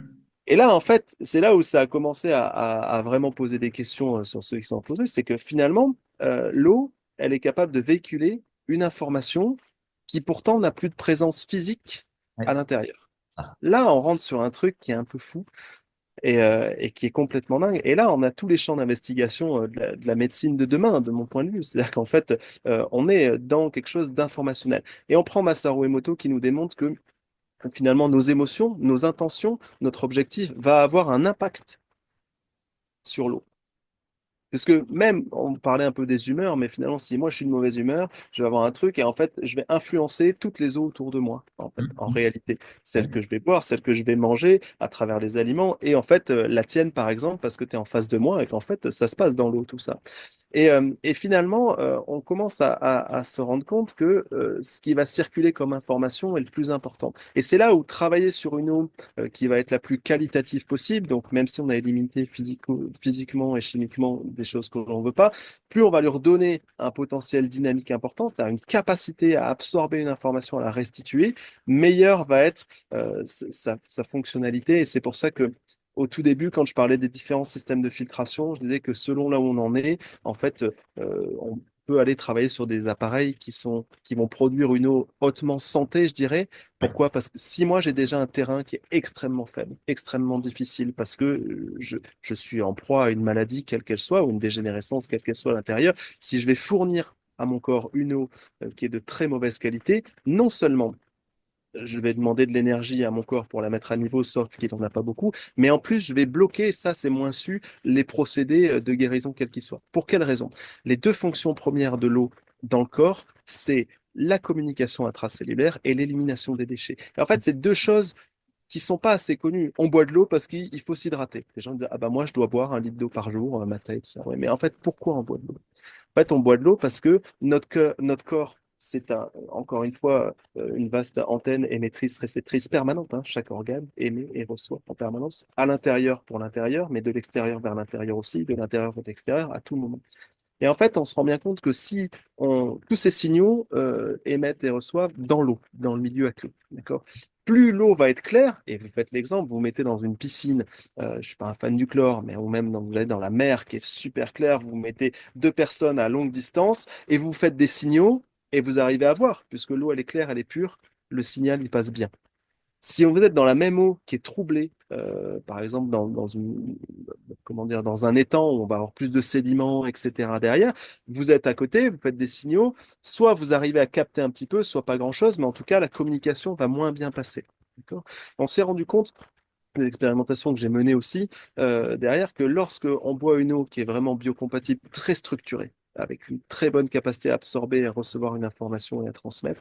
Et lorsque on boit une eau comme ça et qu'on prend une thérapie, quelle qu'elle soit, en fait, on va avoir une meilleure assimilabilité, peut-être le mot n'est pas le bon, mais en tout cas, Capacité à assimiler. capacité à assimiler, en tout cas, le soin. C'est-à-dire qu'en tant que tel, moi, je ne dis pas qu'en tant que tel, l'eau guérit, mais lorsqu'on a une eau qui est la plus pure possible, je vais développer mon homéostasie, c'est-à-dire ma capacité à finalement prendre le meilleur pour m'autoréguler à l'intérieur. Oui, Ça, c'est la première fonction. Ouais. elle conduit la guérison, elle conduit Tout à fait. Ouais. On l'utilise beaucoup dans les fleurs de bac, puisque Tout à les fait. fleurs de bac, on les fait prendre également de façon liquide. Et avec cette Exactement. explication que c'est parce qu'on est tellement liquide que ben, l'information, on est proche de l'homéopathie, voire peut-être au-dessus, puisqu'on est sur un élixir, un état d'âme Ouais, des fleurs, t'imagines? ouais. Et effectivement, et je pense qu'il faudrait qu'on insiste un peu plus pour ceux qui nous écoutent, qui sont même en naturopathie, ou c'est quand vous prenez même des fleurs de bac, dans quelle eau vous les mettez? Exactement. Ouais, ouais, c'est hyper important. Et la deuxième chose qu'on oublie, c'est l'élimination des déchets. Et parce qu'en fait, ce qui se passe, c'est que nous produisons en permanence des déchets qu'on doit éliminer, c'est en naturopathie, vous le savez bien. Et ce qu'on s'est rendu compte, que moins on va boire une eau structurée, moins cette eau va avoir la capacité à venir passer à travers la barrière intracellulaire et donc à nettoyer l'intérieur des cellules. C'est-à-dire que quand tu vas boire de l'eau, si elle est de mauvaise qualité, ça va toujours faire le job, mais en fait, le corps, il permet pas à ce qu'elle passe la barrière intracellulaire, parce qu'on, je vais le dire comme ça, c'est peut-être pas, mais trop dangereux, en fait, on peut pas amener n'importe quoi à l'intérieur de la cellule. Mhm. Donc, il rend pas, il ne permet pas à faire le nettoyage derrière, et Ah, donc on a des cellules qui deviennent croupissantes, et on a des vieillissements ou des dégénérescences qui sont liées aussi juste tout simplement à une mauvaise qualité d'eau qu'on va boire, puisqu'encore une fois, c'est pour la communication et c'est pour l'élimination des déchets. Et ça, en fait, on a tendance à oublier ce facteur-là, c'est-à-dire que qu'on le veuille ou non, on produira des déchets. Et si on ne boit pas une eau qui a cette capacité d'emmener nos déchets, bah, à partir de là, en fait, euh, on est sur un process qui est un petit peu bancal. Et moi, je pense que c'est là où on arrive sur nos sociétés modernes. On peut travailler sur plein de choses, etc., et parler de plein de choses. Mais je pense que, en tout cas, on est sur des terrains qui sont dégénérescents. Et l'une des plus grosses dégénérescences, elle est autour de l'eau, quelque chose qui est fondamental. On va parler, 99% de nos molécules sont aqueuses. Si on boit une eau qui est de mauvaise qualité, et donc je suis pas en train de faire non plus à dire aux gens, attention, c'est mal ce que vous faites. Je suis en train d'amener un élément de conscience, de dire, ah, il y a une voie à explorer dans la conscience, parce que finalement, ce que l'on nous fait croire n'est peut-être pas tout à fait la réalité. Si on parle du terrain, il faut qu'on prenne conscience de notre eau, de nos eaux intérieures. tout à fait. Alors, tu parles j'aime bien le fait que tu abordes effectivement que l'eau, c'est un vecteur de communication. Ça aussi, c'est important de s'en rappeler. Élimination, c'est un peu plus dans les mœurs. Et j'avais envie de rajouter nutrition aussi. Parce qu'effectivement, nos molécules d'eau, elles emmènent les petits déchets des cellules vers nos émonctoires en naturopathie, mais c'est aussi celles qui vont accompagner les micronutriments de notre système digestif jusqu'à nos cellules. Elles font le chemin comme des abeilles. J'ai cette idée des abeilles avec le pollen, tu sais, dans leurs petites pattes. Il faut qu'elles soient en bonne santé, nos abeilles, hein, pour faire le job. Hein. Je pense que ça fonctionne également dans les deux sens. Donc, cette information, ça va être le top là, de données. Alors, il y a même des systèmes, je crois que chez Aquadim, ça existe, hein, où on va infuser, presque on pourrait dire. C'est plus que de la dynamisation. Je pense que c'est pas Non, tout c'est de l'information. C'est-à-dire qu'encore une fois, il y a la l'information. Hein. dynamisation de l'eau, Ouais. c'est la structuration, on va dire, Alors, on et n'est plus dans le l'information. mouvement, on est dans L'info- l'information. L'information, elle est donnée, et c'est là, après, on a un champ qui est assez libre. Chez Aquadine, eux, ils ont deux techniques et deux brevets déposés qui sont l'information son et lumière, c'est-à-dire qu'ils vont envoyer du son à travers des fréquences lumineuses dans l'eau, hein, Hein. et la lumière, et ça, c'est les travaux de Fritz Alberpott qui nous démontrent que, en fait, nous sommes des êtres lumineux, on a de la lumière à l'intérieur de nos cellules, c'est important. Mais l'information de l'eau, on en a parlé, c'est de l'homéopathie, l'information de l'eau, c'est également les cristaux derrière, en fait, qui vont émettre des champs. C'est les ondes de forme, ça c'est un peu plus le travail de Masaru Emoto. En tout cas, lui, il l'a montré. C'est-à-dire qu'une onde de forme, que ce soit une écriture, que ce soit un disque de fleurs de vie, de tout ce qu'on veut, etc. Les solides de Platon sont extrêmement puissants en termes d'information Eh ouais. sur l'eau. Il y a des travaux de guérison autour des solides de Platon. Et là, on est dans l'aspect, la musique, bien évidemment. C'est Alors ça, pour mettre à la portée de ceux qui nous écoutent, ils n'ont pas forcément une notion des solides de Platon. Ils ont rien, qu'est-ce que c'est ce truc-là? C'est le mec, c'était un philosophe, il avait des solides. Où est-ce que je trouve ça? Dites-moi où j'essaie. On peut déjà dire qu'effectivement, simplement d'écrire des mots sur sa bouteille d'eau, ouais, je t'aime ou au contraire je te déteste, l'eau elle va avoir. C'est là où on est dans l'information, on est dans le ouais, quantique, on est tout à fait. d'accord. L'intention, c'est un peu comme les relations Mais qu'on a en l'intention, couple. ça fonctionne aussi. J'ai fait une expérimentation assez intéressante. C'était après qu'on soit quelques mois après que j'ai fait l'intervention au CNR là, à l'université d'été. J'étais dans une sorte de colloque, on va dire. On était une centaine de personnes et on m'a demandé d'animer à un moment donné. Moi, je faisais une animation sur l'eau, mais on m'a demandé à un moment d'animer un élément avant l'atelier. Et donc, on a créé deux cercles concentriques, 20 personnes et 80 personnes. d'accord? Et au centre, une fontaine Mhm. avec de l'eau que Mhm. j'avais mis là, qui tournait en plus, qui avait un mouvement derrière. Et les deux cercles ont tourné dans des sens opposés, Ouais. d'accord? Il y avait aussi de la musique qui était jouée par un musicien en live, une musique en autocréation, je dirais. Et derrière, moi, j'ai demandé à chaque participant d'avoir de l'attention envers la fontaine et Ouais. d'avoir une intention la plus pure possible sur la fontaine. Et ce qui est hyper intéressant qui s'est passé à ce moment-là, c'est que c'est pour ça que je dis le pouvoir de l'attention et de l'intention sont extrêmement puissants. C'est Ouais. à ce moment-là, donc on était 100 personnes, chacun a donné un centième finalement enfin, de qui était l'audience à l'eau. Et chacun de nous a reçu 100% de cette énergie quasiment instantanément Ah en oui, alors retour. là, on est dans D'ac- quelque chose de très intéressant qui dépasse le rationnel du coup, hein, c'est ça. Je donne un Là, pour cent on et est je en dehors du reçois 100%. rationnel, Oui, mais oui. on est sur quelque chose qui est complètement hallucinant, et c'est le principe de la nature. La nature, elle donne toujours plus que ce qu'elle reçoit, Mhm. que ce qu'elle prend. Et c'est un exemple qu'on doit suivre. Et finalement, quand on donne quelque chose, il faut bien savoir que c'est pas parce qu'on donne qu'on reçoit, mais quand on active quelque chose, et l'eau est ce vecteur-là, en fait, de conscience, c'est qu'en fait, et c'est moi ce que j'ai découvert avec la luminescence de l'eau, c'est que on est sur une ouverture du cœur, d'accord? Et donc, du coup, on est sur une communication qui est bidirectionnelle. Qui se passe aussi sur un autre plan, qui va se passer sur le plan de là derrière, et qui fait que là, on a énormément de choses qui vont se passer aussi, et qui sont assez dingues. Là, on sort de tout ce qu'on vient de dire, et pourtant, c'est la Oui, même ouais, chose. là, oui, là, on décolle carrément. On est sorti du septième chakra, là. Mais c'est aussi un petit peu quand même pour ça. C'est pas parce que tu es beau, Yannick, que je t'ai invité, hein. Mais c'est aussi parce que effectivement, tu m'as envoyé un petit bouquin il y a quelque temps. Alors, c'est pas tellement le petit bouquin qui est important, c'est tes expériences. Et alors je sais pas si tu as créé le mot, si tu l'as reçu, s'il existait déjà. Tu parles de luminescence, alors tu nous jettes ça là comme ça, comme si tu me disais ce que ça veut dire, mais il faut quand même que tu saches que c'est un mot qui n'existe pas. Il va falloir que tu t'expliques devant nos Ouais, auditeurs, nos auditrices, c'est quoi ça?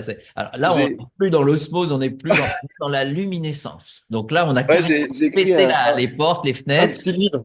Un petit livre qui s'appelle La luminescence de l'eau. Je pense que c'est à l'envers là, mais c'est pas grave. Non, non, Euh, c'est bon. On arrive à ah, lire, c'était bon. ça Ok. floute un peu, mais ouais, ouais. Ok. Voilà, Garde-le vers toi, ouais. Il la faut que tu te colles luminescence sur de toi. l'eau. C'était comme les molécules, il faut que tu fasses Ah comme ouais, avec ouais. toi. Voilà, La exact. luminescence de l'eau, c'est un chemin particulier. Je vous ai fait un résumé de pas mal de choses que je connais sur l'eau. Ça fait 2 ans et demi que je voulais écrire un livre sur l'eau, mais finalement, ça m'allait pas bien. Et un jour, j'ai rencontré le vénérable Michel Tao-Chan qui a fait la préface de mon livre et qui était là, cette expérience dont j'ai parlé là juste avant, justement. Je crois qu'il n'y a pas de hasard. Et il m'a dit, mais toi, tu es l'eau, il faut que tu parles de l'eau plus, etc. Ce que je faisais déjà, mais peut-être pas autant. Et ça m'a remotivé à écrire un livre, puis j'y arrivais plus. Et quelques semaines après, je l'ai eu au téléphone parce que je me posais vraiment des questions sur la paix dans le monde, dans des moments un peu troublés, sincèrement. Et lui, c'est un émissaire pour la paix dans le monde. Je me suis dit, c'est la meilleure personne à poser la question. Il y Et a des il m'a troubles dans le monde. Il y a des troubles dit dans le monde. Ah, oui. des petits troubles, ouais. Et il m'a dit, la meilleure manière pour toi d'amener la paix dans le monde, c'est de continuer à partager ta passion de l'eau. Il m'a dit, il faut que tu écris un livre sur la luminescence de l'eau. Et je lui ai dit, je ne sais pas ce que c'est. Il m'a dit, moi non plus. Et donc, c'était le point de départ. Il m'a fallu quelques semaines. Et finalement, en fait, ce qui s'est passé, c'est que euh, j'avais accumulé beaucoup d'informations et je vous en ai partagé un fragment là sur l'eau, sur ses fonctions, etc., sur ce que c'est machin. Et plutôt que de parler de l'eau, il m'a fallu aller l'écouter en fait. Et c'est un peu ça le cheminement que je raconte à travers plusieurs semaines. Je crois que ça a duré 12 ou 13 semaines où je suis allé dans différents lieux en France et en Espagne au bord de l'eau et où je me suis écouté, mis dans un état méditatif et j'ai écouté. Ce que l'eau me donnait comme information. Et j'ai écrit, j'ai cheminé, moi aussi, ça a été une véritable expérience. Le livre résume pas non plus finalement ce que j'ai expérimenté, mais c'est pas le but. Le but, c'est de dire à tout un chacun qu'on peut trouver son propre chemin si on rentre à l'eau. Ça, moi, je ne crois pas que ce que j'ai écrit soit la vérité. C'est la mienne, en tout cas, de vérité. C'est mon expérience. Par contre, ce que je sais, c'est que d'avoir développé ma conscience, d'être plus allé au bord de l'eau et d'avoir écouter finalement celle qui nous donne la vie, puisque comme je le dis souvent, l'eau c'est notre amie, d'accord? Elle nous donne tout à chaque instant sans jamais, jamais rien nous demander. Et nous, on la considère pas, alors que nous, on dépend d'elle, elle non. L'eau, en fait, les humains, c'est pas grave, ils sont là, ils sont pas là, c'est pas très grave. Pourtant, elle nous donne tout le temps tout, quoi qu'on fasse avec elle. Tout ce qu'elle peut, elle nous le donne. Et nous, finalement, on n'a pas cette conscience-là, et ou beaucoup ne l'ont pas en tout cas. Et finalement, quand on s'assoit et qu'on écoute l'eau, et je pense que c'est ce qu'on faisait, et je fais le point avec ce que je disais au début, en fait, quand tu vas chercher de l'eau, que tu la portes, que tu la mets, en fait, que tu le veuilles ou non, t'écoutes l'eau. Tu la touches, tu la considères pour ce qu'elle est vraiment, en fait, et plus qu'une fonction, comme une amie, comme quelque chose avec qui tu passes du temps. Et je crois qu'il n'y a pas de hasard, moi, si j'ai revécu cette expérience-là, d'avoir porté entre 100 et 200 kilos d'eau chaque jour. C'était aussi de revenir au plus proche, mais il m'aura fallu encore pas mal d'années pour comprendre que je pouvais m'asseoir encore et écouter. Et elle avait beaucoup, beaucoup à m'enseigner. Et encore, c'est pas Un, fini. un très beau livre hein, que tu peux nous le remontrer, nous expliquer peut-être comment on peut se le procurer. Ou, comme je Eh te disais ben, tout c'est à l'heure, assez facile. Nous, on a une petite maison d'édition, les éditions Mitae. Si vous tapez Luminescence de l'eau, édition Mitae, vous trouverez chez moi. Sinon, en fait, vous allez dans n'importe quelle librairie et il sera pas en stock parce que j'ai édité ça à compte d'auteur. Mais si vous demandez La luminescence de l'eau de Yannick Mitae, vous pourrez le commander, que ce soit en ligne ou sur votre librairie préférée. Et ça me tenait à cœur aussi qu'on puisse faire ça comme ça. Ouais. alors, je ne sais pas si c'est un livre avec lequel il faut commencer quand on se demande, parce que nos auditeurs, nos auditrices se disent, bon, moi, je ne suis pas venu pour qu'on me raconte des histoires sur l'eau, je voulais juste savoir ce que je mets dans mon verre d'eau. Mais ça peut être aussi le début, parce que moi, j'ai vu des gens qui viennent me voir en consultation, après avoir été dans des temples aussi, après des prises de conscience. Et en fait, ça peut être une prise de conscience Ouais. bouleversante par rapport à la relation de l'eau, parce que voilà, on n'est pas du tout dans la biochimie, dans l'explication technique, dans les mesures, luminescence de l'eau, on sent que déjà on décolle un peu. Mais je me suis toujours dit que parfois, c'est comme en santé, puisque moi je suis accompagnateur de santé depuis de nombreuses années, et je me dis, c'est pas forcément de se dire comment c'est juste, c'est-à-dire là, je veux être en bonne santé, puis après le spirituel, je m'en occuperai quand toute la machine sera prête. Mais en fait, la vie, elle n'est pas comme ça. Parfois, elle vient nous chercher dans une maladie, dans une problématique, dans une prise de conscience subite, qui est de l'ordre plus de la conscience. Donc, conscience spirituelle, on est quand même, c'est le même monde, par Ouais. rapport à des choses qu'on va ramener ensuite sur notre corps physique et sur notre quotidienneté. Et avec ma compagne, Caroline, je sais que ton livre, on se gardait, parce qu'on voulait le lire, c'est comme des chapitres, c'est comme un conte, et on se gardait un Ouais, chapitre pour chaque soir, et on l'a lu en quelques soirées, parce que voilà, il se lit en une semaine, en 10 jours. On a oui, des c'est endroits, et c'était, voilà, il y a quelque chose qui a infusé pour le coup, qui n'est plus de l'ordre de l'eau, je pense, hein, mais qui a fait que peut-être le regard alors on aime beaucoup l'eau, surtout ma compagne, l'eau c'est sacré pour elle, mais ça nous a reconnecté à cette dimension que l'eau a une âme en fait, et l'eau est vivante, l'eau est comme une mère, l'eau est comme, c'est très maternel, hein, c'est très féminin je trouve, ouais. cette, euh, et cette générosité que les mères ont pour les enfants qu'on est sur cette terre. Donc ça peut être un bon outil de reconnexion à cet essentiel de l'eau. Et après, on trouvera les moyens de faire nos filtrations. Moi, c'est un peu toujours ce que je me dis. Après, hein, c'est clairement, c'est ce que je disais un peu au début, c'est développons notre conscience et après, en fait, qu'on le veuille ou non, il y a des choses qui vont avancer. Et chacun à notre rythme, chacun avec, voilà, là où on en est, et ce qu'on doit faire, c'est comme ça.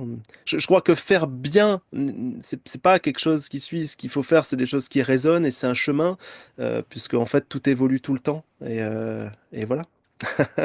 Est-ce que toi, tu as été amené, donc, du coup, puisque tu as travaillé dans plusieurs process d'appareillage, de transformation, on sent que ton fil d'Ariane, c'est quand même l'eau, ton ruisseau, hein, Ouais. c'est l'eau.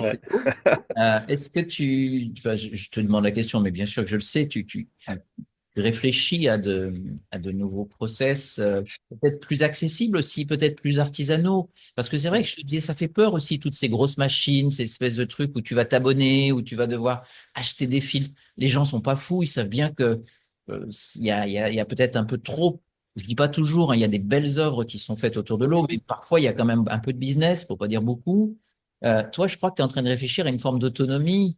Quand on a lu ton livre, on se dit, ce mec, il va pas forcément, il peut pas faire du business, quoi. Il est en train Non, de c'est un truc.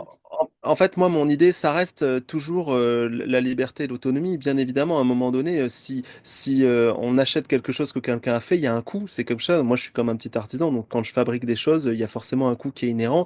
Mais mon intention, c'est que les gens puissent faire le plus de choses eux-mêmes. Ça, c'est la certitude. Donc, j'essaye le plus possible dans mes voies de recherche de faire des choses qui sont libres, non brevetées, et dans les développements, voilà. Donc, c'est un peu plus long que la moyenne parce que du coup, il n'y a pas d'argent hormis celui que je génère moi pour le faire, mais il y a beaucoup de cœur, ça c'est une certitude. Et donc dans ce que je fais, il y a plusieurs choses. Ça fait 1 an et demi que je travaille sur une fontaine qui permet la filtration, basée sur un procédé d'osmose inverse, avec derrière une dynamisation basée sur un cœur en vortex, enfin sur un cœur. Ah, je dis un cœur parce que ça ressemble vraiment à un cœur humain. Je mettrai des liens dans la description, mais c'est un œuf en verre dans lequel on fait passer l'eau et qui va se vortexer, et avec un procédé de filtration temporalisée. Parce que mon intention, c'est de dire comment on peut faire pour avoir l'eau la plus pure et la plus dynamique possible et m'arrêter là, parce qu'après, c'est propre à chacun. Toute la partie information, je crois qu'elle est vraiment propre à chacun. Et donc, et d'avoir quelque chose le plus accessible possible financièrement parlant, même si, honnêtement, il y a quand même un coût sur ces procédés-là. À côté de ça, j'ai développé un petit dynamiseur qui, lui, pour le coup, qui est juste l'œuf en verre, où on passe l'eau dans une bouteille et ça tournoie et ça récupère dans une autre bouteille et ça va nous donner du potentiel dynamique à l'eau, en tout cas sur un instant donné. Moi, je crois pas que ce sont des choses qui durent longtemps, parce que sitôt qu'on interrompt le mouvement de l'eau, il se passe quelque chose quand même. Et après, je développe, et ça c'est à la vente déjà, et je développe aussi des fontaines qui ont pas l'objectif, là pour le coup, de boire, mais qui ont l'objectif de travailler sur l'énergie qui va être générée par le vortex. Lorsque on crée un vortex, on va avoir une aspiration de l'énergie terrestre en fait, de la mise à la terre en fait, cette énergie négative, et c'est pas le bien le mal là, c'est négatif au sens électrique, on en a besoin. C'est quelque chose dont on manque beaucoup, et donc elle va le refaire jaillir en fait sur une onde toroïdale. Et donc j'ai mis au point depuis plusieurs mois en fait des fontaines qui sont esthétiques, mais qui ont une vocation, je dirais thérapeutique, ou en tout cas bien-être, pour amener du plus. Et on se rend compte que ça amène de la dynamique, du mouvement, que ça amène de l'apaisement et du calme pour des gens qui sont un peu euh, enfin, dans l'excitation du moment. En fait, ce sont des fontaines qui vont, on sent quelque chose qui va être apaisé. Et je suis en train aussi de développer une série spécifique pour les personnes en situation de handicap, parce que je pense qu'on peut améliorer le quotidien. Parce que c'est très très visuel, très esthétique, et ça accroche l'œil, donc il n'y a pas besoin d'un élément par un animateur ou un encadrant de venir mettre la personne en situation de handicap devant. En fait, de base, elle va être attirée et il va se passer quelque chose qu'on maîtrise pas, au sens où ça va travailler sur la sphère émotionnelle, dynamique. Ça peut être soit du calme, soit de l'expression. Voilà. Et un troisième outil qui mixe le vortex et la sonothérapie. Donc ça, c'est en développement avec mon fils qui a 17 ans et qui lui fait aussi de l'électronique et de l'informatique. Donc il me développe des, Tu des, me des rappelles son parties prénom? importantes. Il s'appelle Théo. Théo. Et puis derrière, en filigrane, je suis soutenu par mon père, je le dis aussi, qui est un ancien ingénieur à la retraite, qui a toujours fait beaucoup de recherche et développement, et qui, lui, travaille sur un process. Enfin, pour moi, ensemble, on le fait, mais c'est quand même lui qui fait beaucoup d'heures là-dessus pour faire de l'adjonction de plasma marin de Quinton dans de l'eau en sortie d'osmose, de façon mécanique, donc par un effet Venturi. Donc on a fait 1 an de recherche là-dessus, un nombre incalculable de pièces. Là on arrive sur la fin, et l'idée c'est aussi de pouvoir offrir ça entre guillemets. Alors ça aura un coût quand on le fabrique et qu'on le vend, mais en tout cas des gens qui ont déjà un système d'osmose, par exemple, chez eux, bah, en fait, ils n'auront pas besoin d'acheter tout un système complet, quoi. Moi, je suis pour que on remplace pas ce qui existe déjà, qui fonctionne, voilà, mais on peut l'améliorer. Voilà. C'est un ensemble de panels.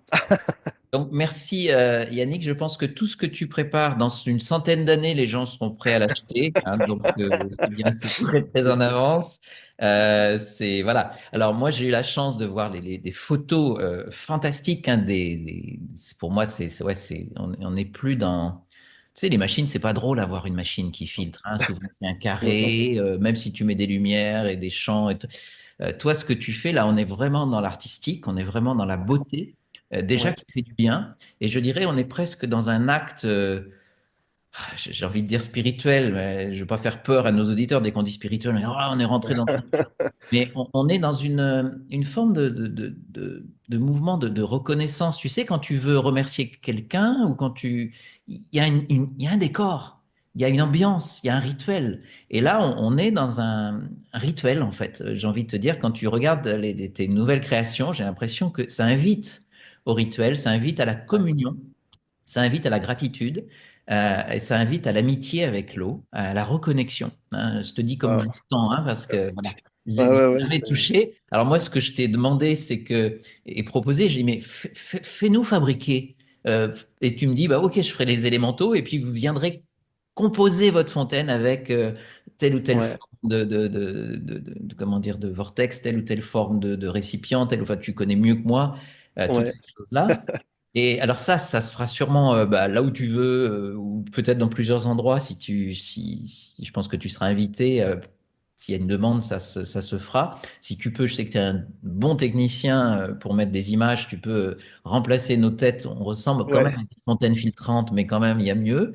Euh, et tu vois, ce qui met à la place de nos têtes, tes belles images pendant le montage, ça peut ouais, être super. Et puis, aussi, je t'avais demandé de proposer une formation pour les gens qui veulent aller plus loin avec toi, ouais, qui ont le feeling, hein, parce que c'est une question de feeling. Si je t'ai invité, c'est parce que voilà, j'ai un bon feeling avec toi dans ce que tu es, dans ce que tu proposes et dans ta vision écologique, d'autonomie, de respect de l'humain, de non-exploitation ni de la terre ni des autres. C'est des valeurs qui sont très importantes dans notre collège, tu sais, qui s'appelle ressourcer. Donc, ressourcer, on est quand même pas loin de l'eau. Et ça fait partie, on est dans un moulin, tu le sais, avec plein ouais, d'eau oui. partout. Et donc, je voulais aussi proposer, et donc les gens pourront revenir vers le collège de naturopathie sur le site cnrnaturopathie.com pour trouver des formations qui pourront se faire en visio, justement, que ce soit simple. Ouais. Pour la partie de la compréhension de ce qu'est l'eau, on a beaucoup échangé. Tu as beaucoup parlé plus que moi parce que c'est toi qui as l'info, hein, c'est normal, c'est ton job. Moi, le mien, c'est de poser des questions et de faire l'andouille parfois. Donc voilà, c'était important. Mais si certains d'entre vous veulent aller plus loin dans cette relation à l'eau, dans ce qu'elle est, tu peux nous parler un peu rapidement d'un programme que tu as réfléchi par rapport à ces 30 heures de formation qui seront en Ouais. visio. Voilà, c'est quand Ouais, même ouais. dense. Bah, l'idée, c'est finalement d'approfondir fortement tout ce que j'ai dit là aussi, pour reprendre simplement, c'est-à-dire des notions qui sont très réelles, très physiques, de qu'est-ce que c'est l'eau, comment ça fonctionne, l'interaction avec le corps humain, l'interaction de l'eau et de la santé, mais aussi de travailler sur des aspects un petit peu plus puissants. On a effleuré du bout du doigt le potentiel de travailler avec l'information de l'eau. Moi, je n'ai pas la science infuse là-dessus, mais je pense que c'est vraiment, j'ai l'intuition que c'est vraiment des grandes directions.